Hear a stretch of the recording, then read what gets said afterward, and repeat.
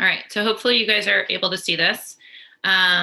This is the question and answer session for businesses participating in GlassQuest. So I'm just going to go through some things.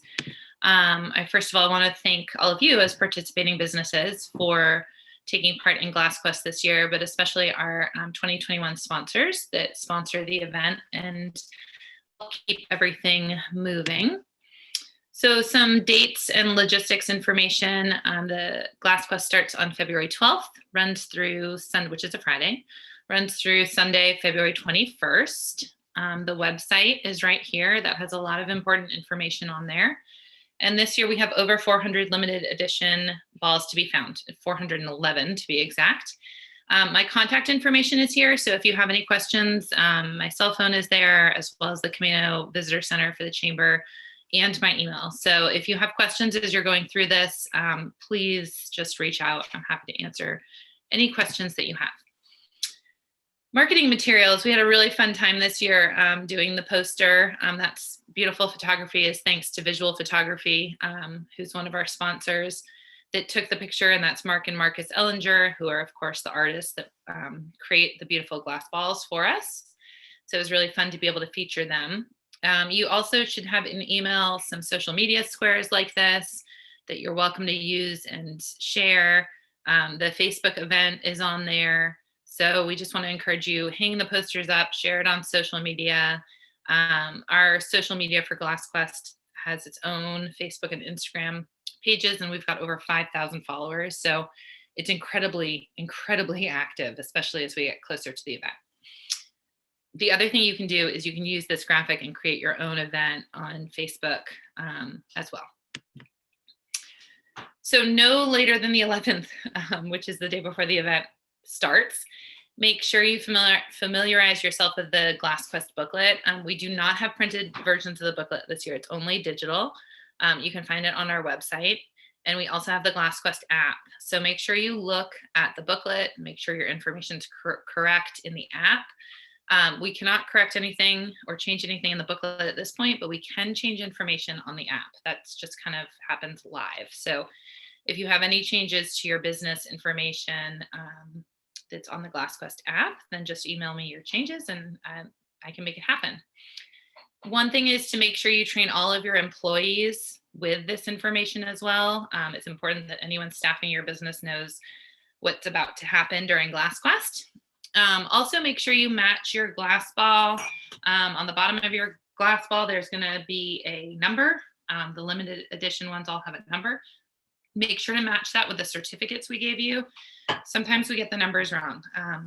When we're sorting all of 400 balls and numbers, sometimes we read a number incorrectly. So just make sure those match up. If they don't, we can get you a new certificate. Just let us know. Hang all of your posters and your Quest Here signs. You have a donate to GlassQuest sign, and you have another sign that leads people to the digital booklet. It has a QR code on there, so make sure to hang those in your business. Post the No Questers Beyond This Point sign. Post these anywhere that you don't want Questers going. You can make copies of this. You can post it wherever you need, but this will make your life easier if you put these anywhere you don't want people going, because people will look everywhere that they can get to. Display your glass balls in a safe location. Have a plan to maintain your capacity for if you're hiding clue balls inside your business. I sent an email out about this, but make sure you know your capacity number for COVID and make sure you have a plan to not exceed that. There are different places doing different things. It's really up to you how you manage that. Some businesses are letting in X amount of people, setting a timer for 15 minutes, and then those people need to leave and they're going to let the next group in. So whatever you come up with, but that is incredibly important this year that you keep your capacity number where it needs to be. If you're hiding in community sites, just make sure you know which community site you're hiding in and you read the important information. Some of the community sites like the state parks, Four Springs Preserve, Iverson, they need you to sign up for a slot to hide in those locations. So if you're planning on hiding those locations, make sure you read that information and sign up because they want to limit the amount of clue balls that are hidden in those places. decide on clues. I just had a Zoom meeting with lots of really excited questers who are asking where they can get clues. If you're going to do clues, that's great. You can put them on social media. You can post them inside your store. You can put them in newsletters, however you want to do it. You do not have to, though. If you don't want to do clues for your clue balls, you don't have to. And then just remember in your packet, if you had 3 glass balls, if you had 3 glass balls, you may have only gotten 1 or 2 clue balls. Or if you had 5 glass balls, you probably only got 3 clue balls. The reason for that is they're going to give them back to you so you can reuse them. So you don't get the same number of clue balls as you get glass balls because you can reuse it. And then the registration forms, just make sure you have those at your disposal. Those are the forms that you're going to have the winners complete. Check-in station. So in years past, we had a self check-in where people could cross off a queue and write how many people were in their group. We're not doing that this year. It's a little bit too much back and forth for COVID. So instead, there's a tally sheet. If you want to track how many people come into your business, we suggest you use this tally sheet. It's great information for you. If you don't have the bandwidth to do it, then that's fine. You don't need to. But I would suggest setting up some sort of station for GlassQuest with the rules posted and some of the brochures. It's nice to be able to direct people to that to be able to answer their questions. The rules, we just went over these rules with the questers too. For businesses, hide where the questers can see with their eyes only. We are repeating this over and over again, that questers they can find a clue ball just using their eyes. They don't need to move things. They don't need to open things. But that means that you need to hide those clue balls that way as well. So it's really important that you hide the clue balls so they can find them just using their eyes. You don't want them having to move things. In terms of camouflaging a clue ball, this is a camouflage clue ball. A quarter of the ball should remain clear. So you don't want the entire thing camouflaged. The quarter of the ball can be spaces added up. So like this clear space added up with that clear space makes up about a quarter of the clue ball. But make sure that they are not completely camouflaged 100%. And if you're hiding in the community sites, again, just follow the rules for the community sites. Make sure that you're hiding in places where you should be, on the trails, within arm's reach of the trails. We want people to be respecting our community sites. So that information is all in your packet, but just make sure you're familiarize yourself with it. In terms of questers, we ask them to be respectful. We ask them to purchase something from you. We ask them to not ask whether a clue ball has been found or not. We know they will ask that question, but we ask them not to. Again, using your eyes only, not loitering, and claiming only 1 glass ball. So hiding the clue balls, create a schedule of when you're going to hide the clue balls. It doesn't have to be in the morning. Again, this was a question that was asked a lot today. When are they hidden? Are they always hidden in the morning? You can hide it at 2 o'clock in the afternoon. You can hide it at 4 o'clock, whenever you want to. You don't have to hide them in the morning. And you don't have to tell anybody when you hide them. Again, we talked about hiding them so merchandise doesn't have to be moved. Camouflaging is okay.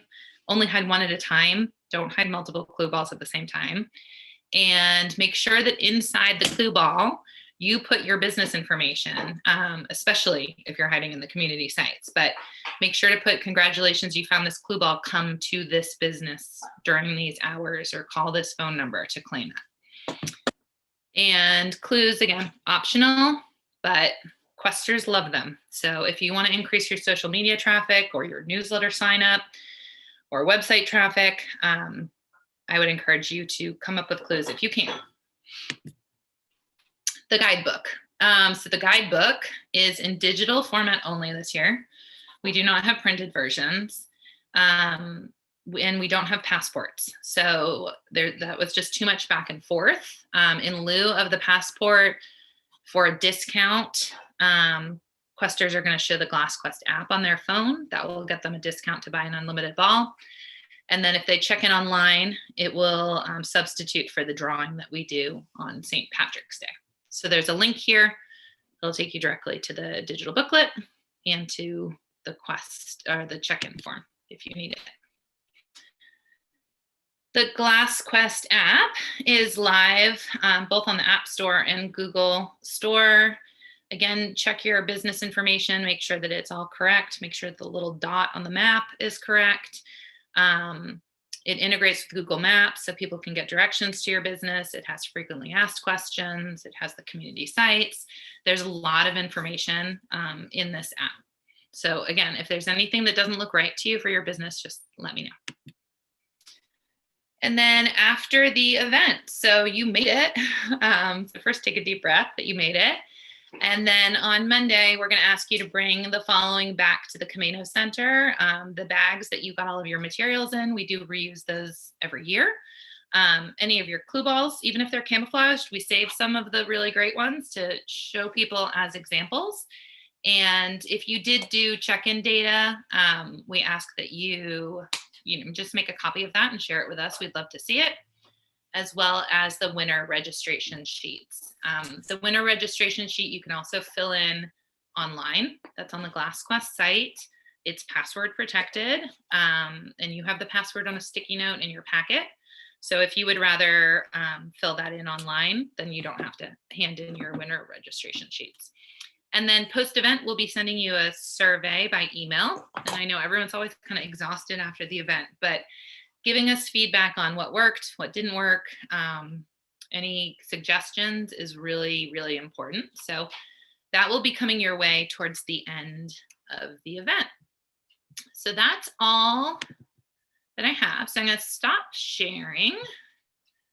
And then I'm just going to see if anybody has any questions that I didn't address. Are there any questions? Things will come up. If they do, you've got my contact information, but it is kind of really important that you look through those materials right now so that you're not surprised, and make sure that all of your employees and everyone in your business understand them as well. So one last chance for questions. Okay, well, you guys know where to find me. So thank you again for participating in GlassQuest. We're excited for everything that's going to happen this year. Thanks.